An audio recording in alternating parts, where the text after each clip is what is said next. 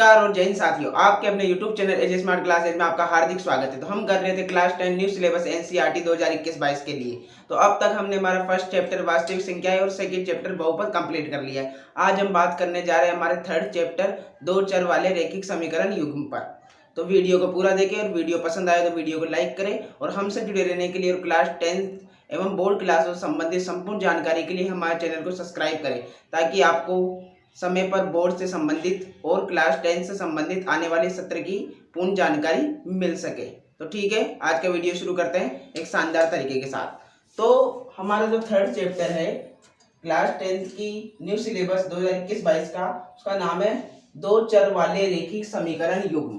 आज हम प्रश्नावली 3.1 की बात करने जा रहे हैं। तो प्रश्नावली 3.1 में हमारे पास 1 से लेकर 3 क्वेश्चन है। हम तीनों क्वेश्चनों का पूरा सही तरीके से हल करेंगे। तो वीडियो को पूरा देखें। आज का वीडियो आपके लिए आशा करता हूँ उपयोगी साबित हो।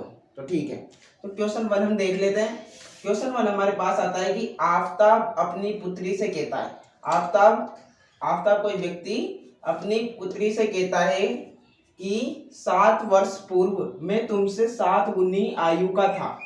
कि 7 वर्ष पूर्व मैं तुमसे 7 गुनी आयु का था, अब से 3 वर्ष बाद मैं तुमसे केवल 3 गुनी आयु का रह जाऊंगा। क्या यह मनोरंजन है? इस स्थिति को बीजगणितीय एवं ग्राफीय रूपों में व्यक्त कीजिए। पहले तो हमें इसके समीकरण युग्म बनाने हैं और समीकरण युग्म बनाने के बाद उसे बीजगणितीय एवं ग्राफीय रूपों में व्यक्त करना है। तो पहले हम क्वेश्चन की शुरू से बात कर ले कि आफताब, यहाँ आफताब नाम आया है। तो हम देखें यहाँ आफताब की आयु मान रहे हैं हम, नहीं है ना, माना आफताब की आयु हम मान लेते हैं। यहाँ पर 1 वर्ष है। कितनी है? 1 वर्ष है। आफताब की आयु कितनी है? 1 वर्ष। और उसकी पुत्री की आयु हम मान लेते हैं, पुत्री की आयु y मान लेते हैं। ठीक है, y वर्ष है। अब हम देखें वो क्या कहता है, 7 वर्ष पूर्व की बात कर लेते हैं। यहाँ पर 7 वर्ष पूर्व, तो 7 वर्ष पूर्व आफताब की आयु इतनी हो जाएगी। तो 7 वर्ष पहले की बात हो रही है ना, तो उसकी आयु कितनी हो जाएगी? 1 में से कम हो जाएगी 7, है ना। 7 वर्ष पूर्व, तो 1 में से कितनी कम हो गई? 7 कम हो गई। और पुत्री की आयु की बात करें तो पुत्री की आयु कितनी हो जाएगी? y-7 हो जाएगी। ठीक है ना, 7 वर्ष पूर्व की बात हो रही है तो 7 इसमें से माइनस हो जाएगा। अब हम स्थिति वाइज बात कर लेते हैं। सबसे पहले बात करते हैं स्थिति 1 की। स्थिति फर्स्ट में बोलता है कि 7 वर्ष पूर्व मैं तुमसे, मैं कौन? आफताब, 7 गुनी आयु का था। तो आफताब की कितनी थी? यहाँ पर x - 7 थी और वह उसकी पुत्री की आयु का 7 गुना था। तो पुत्री की आयु कितनी है? y-7। तो यहाँ हम 7 गुनी y-7 की बात कर लेते हैं। ठीक है, ये बन गया हमारे पास एक। इसको अभी हम आगे सोल्व करेंगे। और फिर आती है स्थिति 2, स्थिति सेकंड में वह कहता है कि अब से 3 वर्ष बाद मैं तुमसे केवल 3 गुनी आयु का रह जाऊंगा। तो यहाँ पे हम लिख देते हैं कि 3 वर्ष बाद की आयु, बाद की बात हो रही है तो बाद में क्या हो जाएगा? प्लस, है ना, भविष्य में ना। तो आफताब की कितनी हो जाएगी? आफताब की आयु कितनी हो जाएगी? x + 3 हो जाएगी। और पुत्री की कितनी हो जाएगी आयु?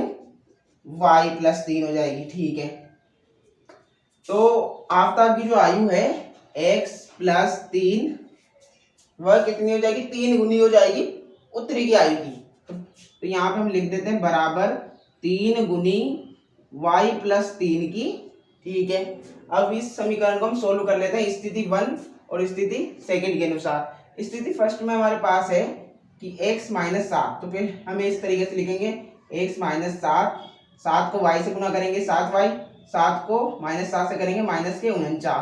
ठीक है, फिर यहाँ पे हम 7y को, मतलब जो हमारे पास चर है उसको चर के पास ले आएंगे और अचर को अचर के पास ले आएंगे।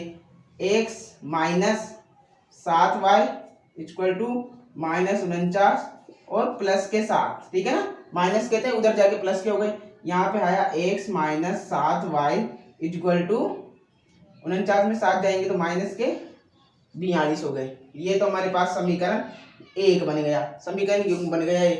अब स्थिति सेकंड में क्या होगा, यहाँ भी इस तरीके से x प्लस 3 इक्वल टू 3 को y से करेंगे 3y और 3 को 3 से करेंगे तो 9 हो गया, ठीक है ना। अब फिर यहाँ पर वापिस चर को चर के पास और अचर को अचर के पास, x प्लस नहीं, ये प्लस का इधर जाके माइनस का, x plus -3y equal to 9 -3 है ना, 9 उधर जाके माइनस का हो गया, x minus 3y equal to 9 में से 3 जाएंगे तो कितने बचेंगे हमारे पास, 6 बच जाएंगे। तो ये बन गया समीकरण 2। मतलब यहाँ तक तो हमने कर दिया कि उनकी आयु देखकर समीकरण तो हमने बना लिए। अब क्वेश्चन आगे क्या बोल रहा है, इनको बीज गणितीय एवं ग्राफीय रूपों में व्यक्त कीजिए। तो सबसे पहले बीज गणितीय रूप में व्यक्त करते हैं, तो यहाँ पर हम इसका बीज गणितीय करते हैं, बीज गणितीय। तो यहाँ हम एक कॉलम बना लेते हैं, जहाँ पे हम x का मान रखेंगे और y का मान हमारे पास आ जाएगा, ठीक है। तो यहाँ पे हम x की जगह 0 रख के देखें, तो x की जगह 0 रखें, ये माइनस का 7 इसके नीचे चल जाएगा और 7 6 42 होता है, माइनस से माइनस कट गया, तो x में 0 रखने पर कितना आता है, 6 आता है हमारे पास, इतना आता है। मतलब x का मान 0 रख देंगे तो y का मान कितना आ जाएगा, 6 आ जाएगा, ठीक है। अब यहाँ हम देखें x की जगह हम 7 रख के देखें, 7 यहाँ पे हम रखते हैं तो 7 इधर जाके इसमें से माइनस होगा, कितने हो जाएंगे, 35 है ना, 35 हो जाएंगे। और फिर -7 का फिर भाग दे देंगे, कितनी बार, 5 बार जाएगा, तो 7 रखने पर कितना आएगा हमारे पास, 5 आएगा, ठीक है। ये हमने बीजगणितीय रूप में इनको निकाल लिया मान रखकर। अब हम इसका भी इस तरीके से करेंगे,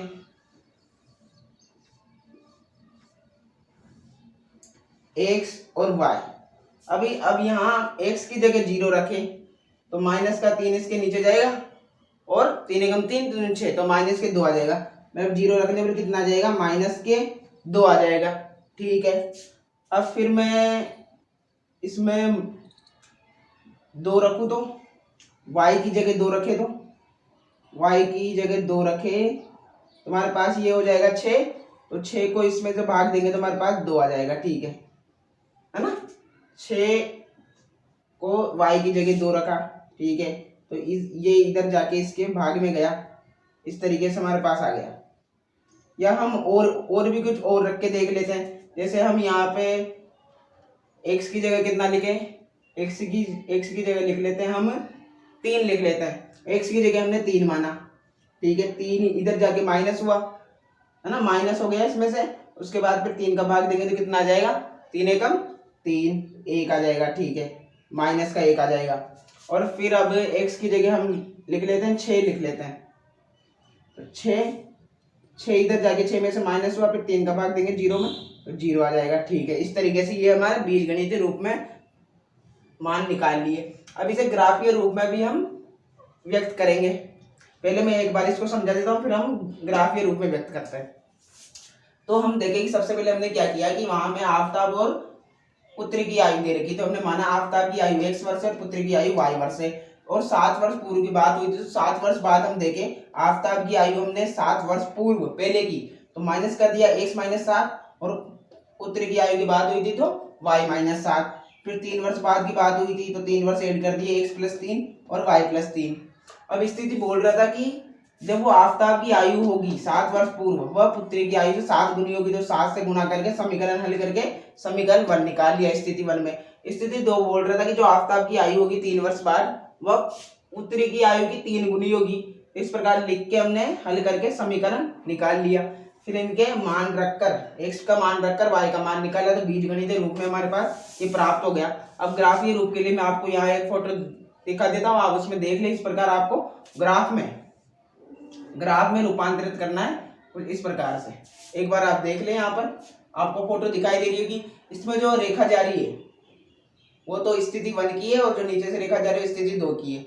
आप ग्राफ में से इस प्रकार सोल्व कर सकते हैं, बना सकते हैं ग्राफ के रूप में इस प्रकार। देख लीजिए एक बार और सही से हो गया। अब हम बढ़ते हैं हमारे सेकंड क्वेश्चन की तरफ। अब हमारा सेकंड क्वेश्चन हमारे पास आता है कि क्रिकेट टीम के एक कोच ने 3900 रुपए में 3 बल्ले तथा 6 गेंदें खरीदी। बाद में उसने एक और बल्ला तथा उसी प्रकार की 2 गेंदें 1300 रुपए में खरीदी। इस स्थिति को बीज गणितीय तथा ज्यामितीय रूपों में व्यक्त कीजिए।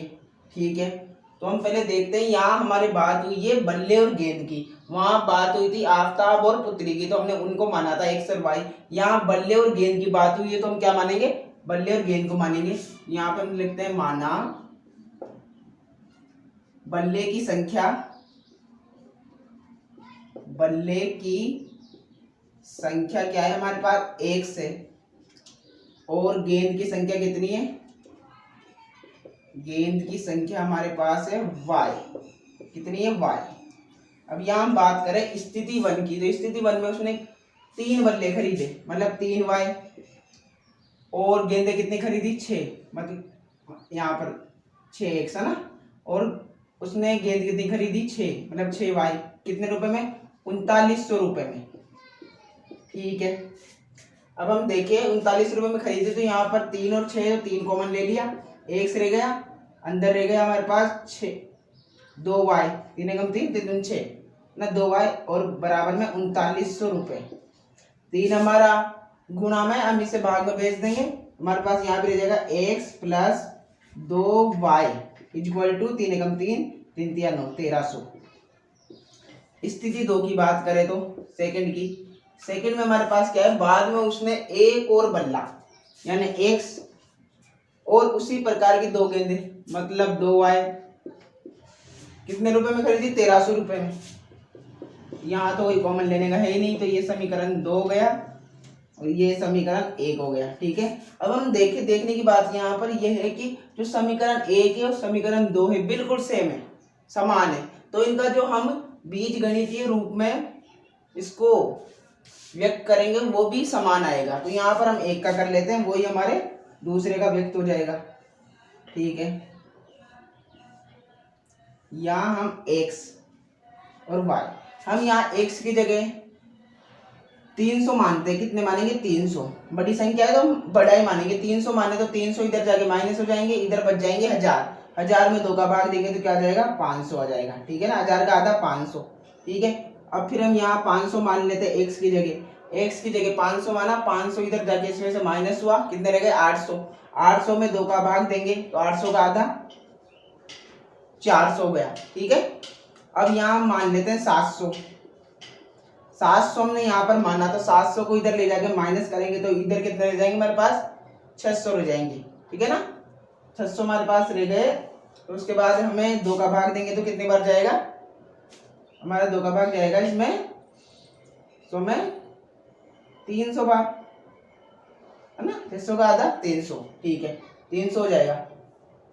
अब वही मान हमारे यहाँ पर आ जाएंगे बिल्कुल, क्योंकि जब समीकरण सेम है तो मान भी हमारे सेम ही होंगे।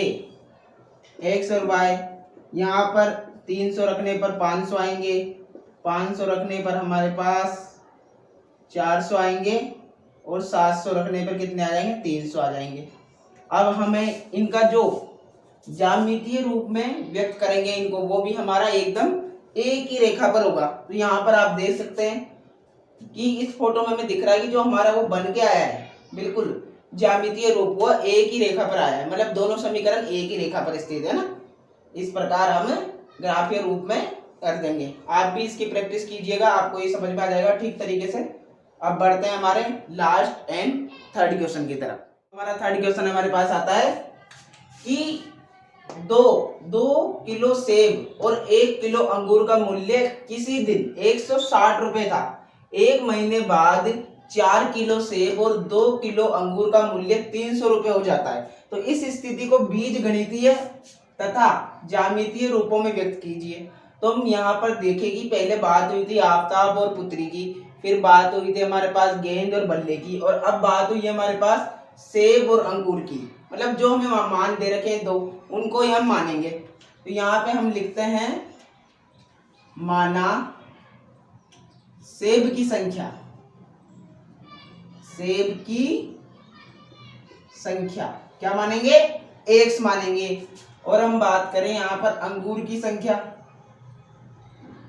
अंगूर की संख्या क्या मानेंगे हम, y मानेंगे। ठीक है, अब हम बात कर लेते हैं स्थिति 1 की और स्थिति 2 की हम बात कर लेते हैं। स्थिति 1 में एक दिन कितना था उसका, 2 किलो सेब मतलब 2x और 1 किलो अंगूर मतलब कि अंगूर कितना है, y है। कितने रुपए था उनका मूल्य, 160 रुपए था। ठीक है, इस समीकरण में हम कोई चेंज कर नहीं सकते क्योंकि कोई कॉमन भी नहीं ले सकते, तो ये हमारे पास समीकरण 1 हो गया। अब स्थिति 2 की बात करते हैं कि एक महीने बाद 4 किलो सेब मतलब 4x, ठीक है, और 2 किलो अंगूर मतलब 2y, कितना हो गया इनका मूल्य, 300 रुपये हो गया। ठीक है, 300 रुपये। यहाँ पर तो 4 और 2 है तो हम कॉमन लेके कर लेंगे, 2 अंदर बच गया 2x, इधर बच गया y। ठीक है, 300 रुपये, 2 इधर 2 गुणा में इधर जाके भाग हुआ तो 300 का आधा कितना होता है, 150। तो यहाँ पर 2x plus y equal to 150 यानी 150। ये हो गया समीकरण 2। अब हमने समीकरण बना लिए। अब बीज गणितीय रूप में रूपांतरण करते हैं। किस तरीके से करेंगे, x का मान रखेंगे और y का मान अपने आप आ जाएगा। ठीक है ना, अधिकतम 2 या 3 मान आप ला सकते हैं, ज्यादा लाने की कोई आवश्यकता नहीं। ठीक है, तो हम यहाँ पर x और y, x की जगह हम यहाँ पर 50 रख के देखते हैं क्योंकि बड़ी संख्या है तो बड़ी रख के देखते हैं। x की जगह हमने रखा यहाँ पर 50, तो 50 रखने पर ये कितना हो गया, 2 से गुना हो गया 100 हो गया। 100 इधर जाकर माइनस हुआ, क्या 100 इधर जाके माइनस हुआ, कितने रह गए, 60 रह गए। तो x का 50 रखने पर हमारे पास कितना आया, 60 आया। x का 50 रखने पर कितना आया, हमारे पास 60 आया। अब हम यहाँ पर बात कर लेते हैं, 70 रख के देख लेते हैं। तो 70 को इससे गुणा करेंगे क्या हो जाएगा, 140 हो जाएगा। 140 को इधर ले जाके माइनस करेंगे तो क्या आ जाएगा, हमारे पास 20 आ जाएगा। ठीक है, अब हम इसकी जगह 40 रख के देख लेते हैं। x की जगह हमने 40 रखा तो 40 को 2 से गुणा किया, क्या हो गया हमारे पास 80 आ गया। 80 को इधर ले जाके माइनस करेंगे तो 160 में 80 गए तो 80 बच गए, इस प्रकार। ठीक है, अब इसका बीजगणितीय रूप में रूपांतरण कर लेते हैं, x और y। x की जगह वही ये वाले मान रख के देखते हैं। 50 रखेंगे तो ये कितने हो जाएंगे, 100, और 100 इधर जाके माइनस हुए, 150 में से कितने बचेंगे, हमारे पास 50 बच जाएंगे। मतलब 50 रखने पर हमारे पास 50 आए, 50 रखने पर 50 आए। ठीक है ना, 100 इधर जाके माइनस हुआ 150 में से तो 50 रह गए। अब यहाँ हम 70 रखते हैं तो 70 को 2 से गुणा करेंगे, क्या हो गया 140। 140 इधर जाके माइनस हुआ तो कितने बच गए, 10 बच गए। अब 40 रख के देख लेते हैं। 40 को 2 से गुणा किया 80, 80 इधर जाके माइनस हुआ है ना, 80 इधर जाके माइनस हुआ, कितने बचे हमारे पास, 70 बचे। इस तरीके से तो ये हमने इनके बीजगणितीय रूप में रूपांतरण कर लिया, व्यक्त कर दिया। अब हम देखते हैं ग्राफ में कुछ ज्यादा अंतर नहीं होगा। जहाँ 50 पर 60 आ रहा था, यहाँ 50 पर 50 है, 70 पर 20 है तो 70 पर 10 है, और 40 पे 80 है तो 40 पे 70 है। मतलब 10-10 का कुछ इसमें फर्क पड़ रहा है। अब देख लेते हैं ग्राफ में। यहाँ पर आप फोटो में देख सकते हैं कि जो ये ग्राफ जो आपको दिख रहा है, तो इसमें बस इतना सा अंतर है, ज्यादा कुछ नहीं है, थोड़ा सा अंतर है, 10 का कुछ अंतर चल रहा है इनके। आप इसमें ग्राफ में देख सकते हैं और अपनी ग्राफ पुस्तिका में इसको बना भी सकते हैं। मतलब इन मानों को इस तरीके से आप उस पर रखकर बना भी सकते हैं।